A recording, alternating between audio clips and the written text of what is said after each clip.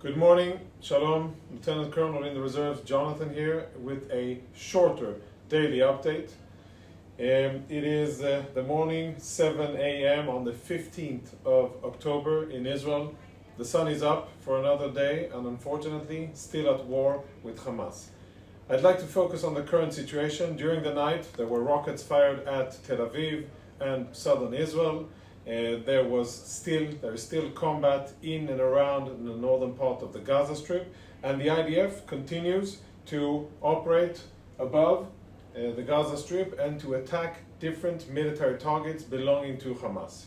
Now, we have called on the civilian population, and this isn't news, we have called on the civilian population in Gaza City and the northern part of the Gaza Strip to evacuate south of the Gaza River.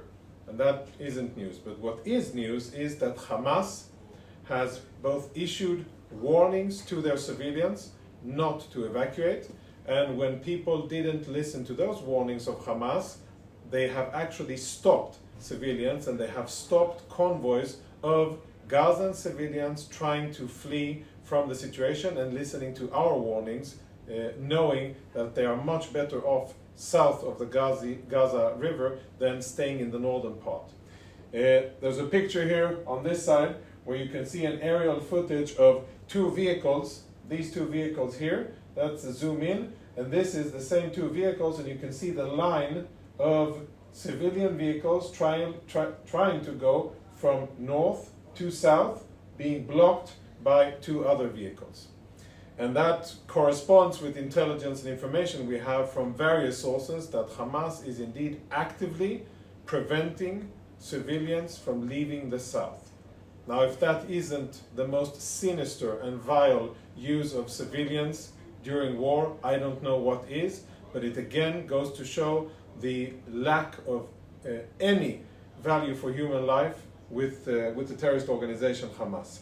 Now, there have been reports of a convoy or vehicles of Gazans that were going from north to south on Salah ad-Din Road, which is the main street in the Gaza Strip. Here it goes from north to south, and there were reports of Gazan casualties. Now, I'd like to say something about reports coming out of the Gaza Strip. The Gaza Strip, there aren't two governments there. There's one government. The government is Hamas. So when the so-called Gaza Ministry of Health issues information, the amount of people killed, if they were armed people or not, if they were men or women or children, obviously that information is authorized by Hamas. And it's okay for release by Hamas, and it would serve the purposes of Hamas. So when you get information, if you're a journalist, or if you're just listening to what's going on, and you get information from the Gaza Strip, please be very, very skeptical of the veracity and ask yourself, why was this information disseminated and how does it serve Hamas and its propaganda purposes?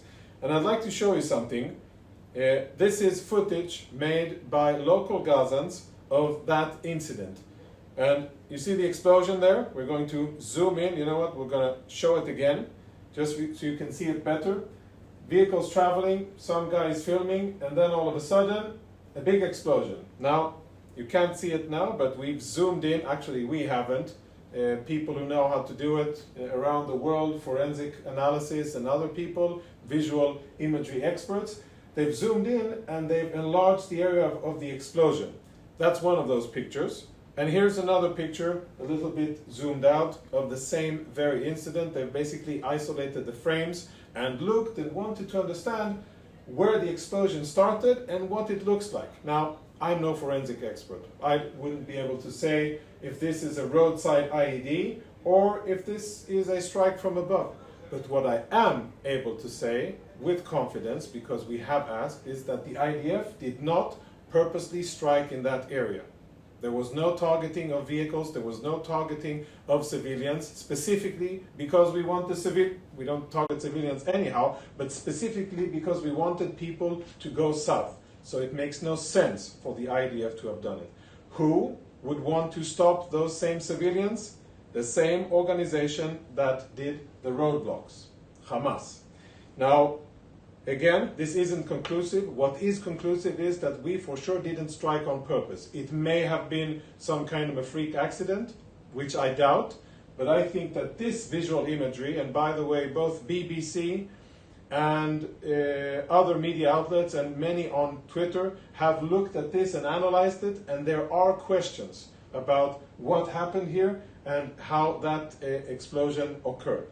And again, any information coming out of the Gaza Strip authorized by Hamas should be treated with extreme caution and suspicion because it serves their propaganda purposes. We are deployed, and with this I will conclude our briefing, we are deployed along the Gaza Strip with our ground forces, and we are preparing ourselves for the next stage of operations. We again call on the people of northern Gaza, Gaza City, and all the northern environment in this area here to go south, listen to our warnings. We are saying that there's going to be significant military activities here, and we urge the civilians to evacuate for their own safety. And I think it is appalling that Hamas isn't letting people to evacuate. Let that sink in, and again, in the bigger picture of things, who is on the right side, who is trying to do the right thing, and who is cynically using civilians and civilian infrastructure time and again for their vile purposes. We are trying to do the right thing, and the next stage of operations will be enhanced operations against Hamas until we will dismantle Hamas and its military capabilities. If you like it, share it, stay connected to our outlets, and I wish you all the best. Thanks for watching.